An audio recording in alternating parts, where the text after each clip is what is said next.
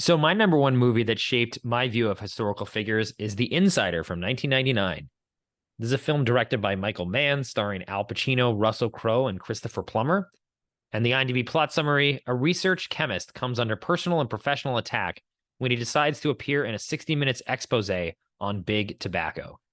And add a little more context just to the plot for those who might not have seen or heard of this film. Uh, Russell Crowe plays an ex-tobacco executive who it basically becomes a whistleblower, goes to 60 Minutes and wants to tell his story how the tobacco industry has lied, that they knowingly are putting cancerous causing chemicals into cigarettes. And Al Pacino plays a 60 Minutes producer who is tasked with putting his story on air. And Christopher Plummer plays Mike Wallace, who's a famous anchor. And 60 Minutes is a really popular news magazine show here in the United States. And probably was it known globally? Did you know what 60 Minutes was in India or not? No, I don't think so. But yeah, but obviously as I grew older, kind of understood and knew the importance of this show. Yeah. Yeah. So then just to add color to our international listeners, if you guys aren't as familiar with 60 Minutes, it is sort of the gold standard, definitely back in the 90s and 80s and even before that, the gold standards of television journalism. Like they were the highest quality and always factual and very important news program that we have in the United States. It still exists, Yeah. but maybe the power is not as extreme. The reason why I put this movie on the list for me is it's just a great example of a film that, or the power of movies taking normal people and turning them into historical figures, at least in my mind. I never would have heard of this story actually of the fight they get back and forth on do they air the segment, the CBS network who produces 60 Minutes. There was a lot of like push and pull over whether they feel like they want to air it, even though it was real. And you really see this personal drama of not only the whistleblower himself, who Jeffrey Wigand, who Russell Crowe plays, but also the standards and the morals that the news producer has to hold himself to. And these are all, in a way, kind of small and very personalized issues and troubles and tribulations they have to go to. This isn't like some whistleblower who's going to bring down the US government or some, major news event. I mean, honestly, I don't think anyone even would know about this story now at all, or even these people if it wasn't for this movie, even to this day. It's not like it really changed anything. But what it does for me is really show the importance of normal people and the struggles that they go through and the battles that they fight, even if on a very personal scale, how important those are, even though they're not the queen or the Elephant Man or all the other folks that we've talked about on this podcast so far. And what had you seen the film before, and what was your thoughts on it? Yeah, I never seen it, although I remembered when this movie came out, a close friend of mine, I was an undergrad at that time, Mm-hmm. I ran into him the night that he watched this movie, Mm-hmm. and the way he reacted about this movie has stayed with me Wow. since that time because he was so blown away.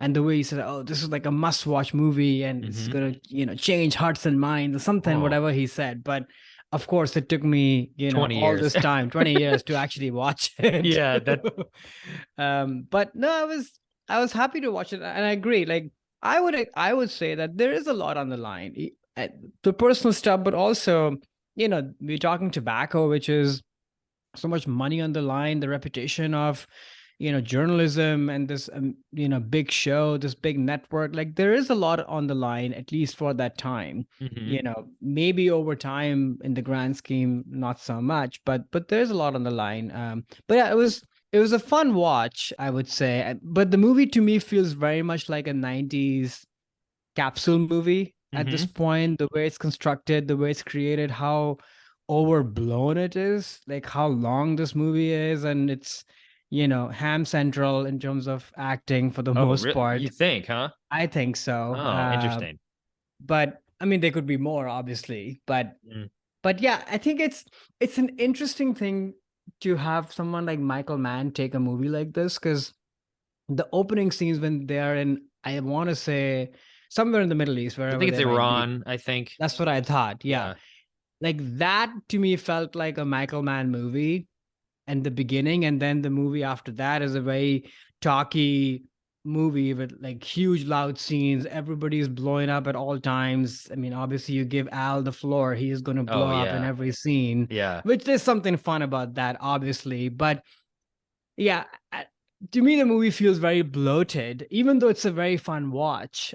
It is almost like yeah, the first few minutes of the movie in Iran sort of is what I was hoping the whole movie would be actually, but Mm, then it's not that, and you're getting that same level of tension and excitement by just verbal acting, which after a while, because also it's so long that I don't know, I started to look at my watch a little bit like, okay, can we sort of get moving here?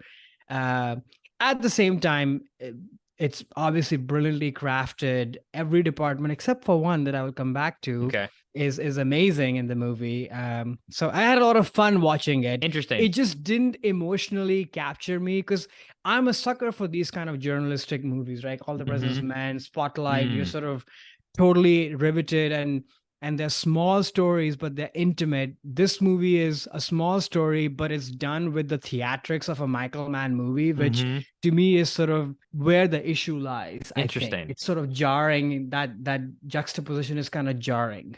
See, that's why I was going to get into this too. I think this movie for me is effective because of that. It's taking people that Mm. are, again, this is not a big story, and I actually kind of like how this movie ends immediately with moving on to the Unabomber story. So everything that just happened in this movie instantly gets forgotten, like literally the next day, because Yeah. the Unabomber, which is a major news story in the United States, a terrorist, they finally found him over after like 30 years. So everything kind of instantly gets wiped away, but in these people's lives, they're changed forever. And I like how Michael Mann uses the same grandiose filmmaking techniques and style that he did. He did a biopic on Ali, who's one of the most famous sports stars of all time. And he covered Ali in many of the same ways that he did these two everyday guys.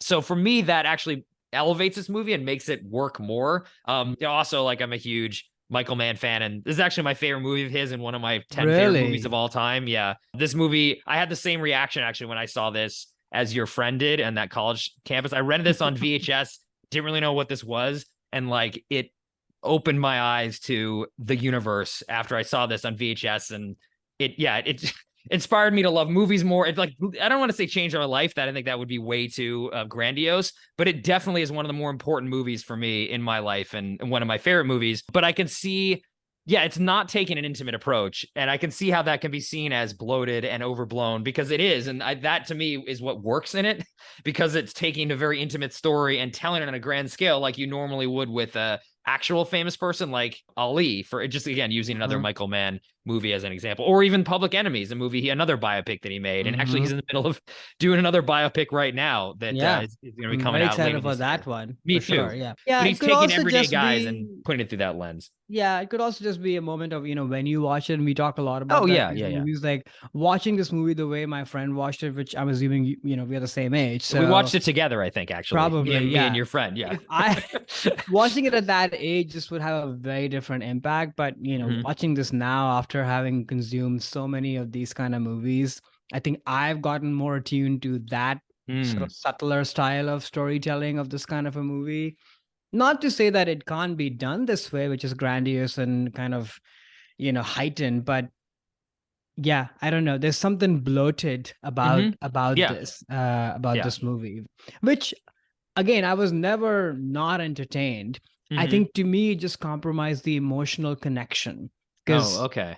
there were moments, and Russell Crowe is amazing. You see his struggle. He's lost sort of everything in Mhm. kind of going through this whole journey. So I'm not saying it didn't touch me, but I don't know. I expect these kind of movies to kind of wreck me on like a Mm. personal level. And there's something about the theatrics and such Mm. that kept me at an arm's distance Interesting. and Yeah, made it more enjoyable and fun, yeah, but yeah. not as emotionally resonant. Huh. Yeah, it's actually, as now you're bringing this up, just thinking back to the other, again, if you put this in the category of like a journalist movie, which is half of what the movie is, it Yeah. definitely deals with that too.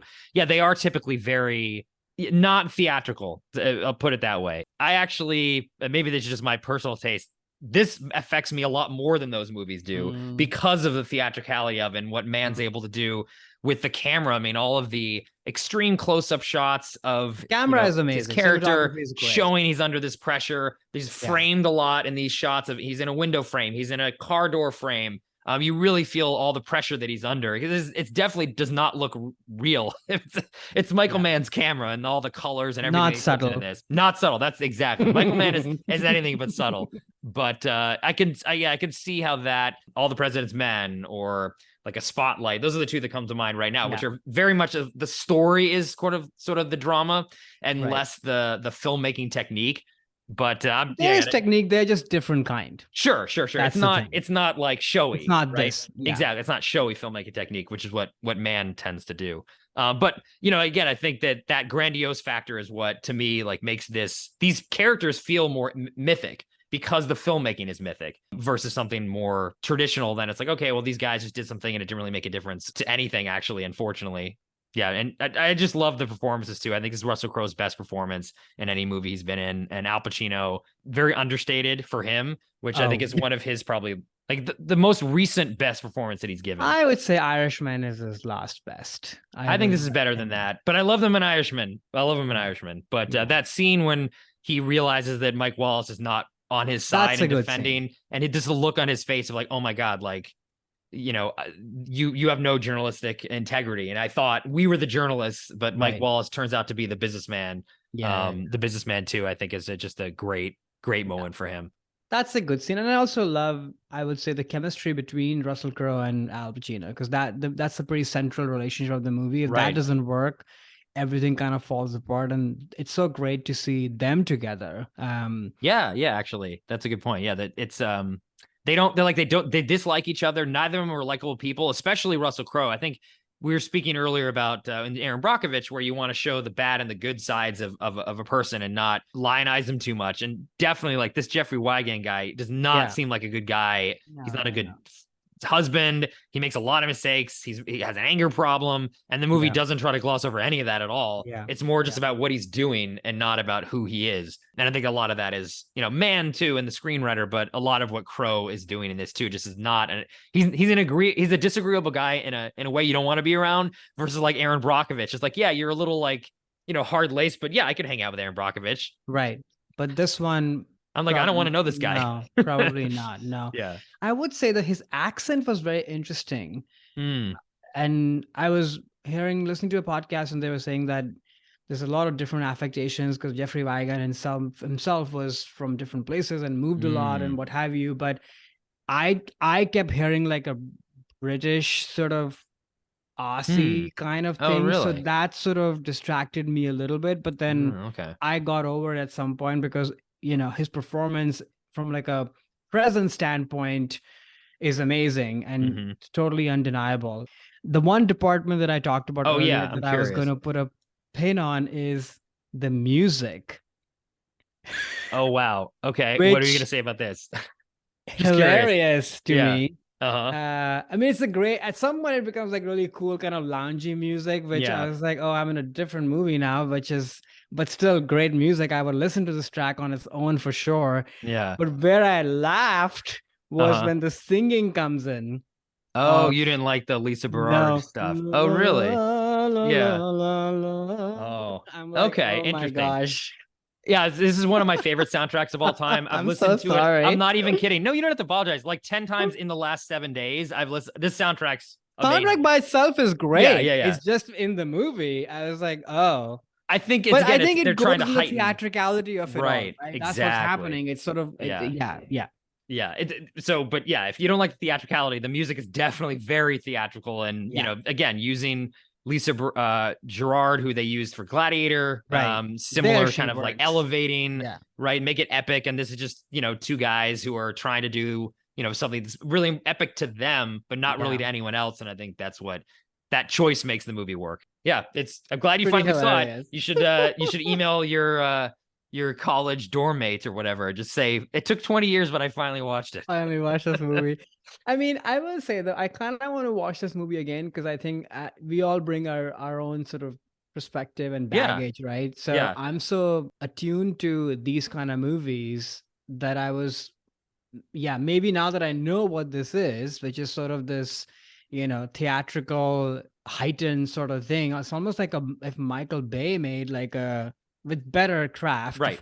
Yeah. But it's in that genre that now that I know, maybe I'll feel differently about it. That said, I still had a very good time. Like Right, it's seeing people, who are brilliant craftsmen, women, and doing great work. Like, man, it's not that fun. Hey there, it's Alex. If you like the review and discussion Karan and I just had, make sure you subscribe to our channel, Movies That Shaped Us, to get full episodes.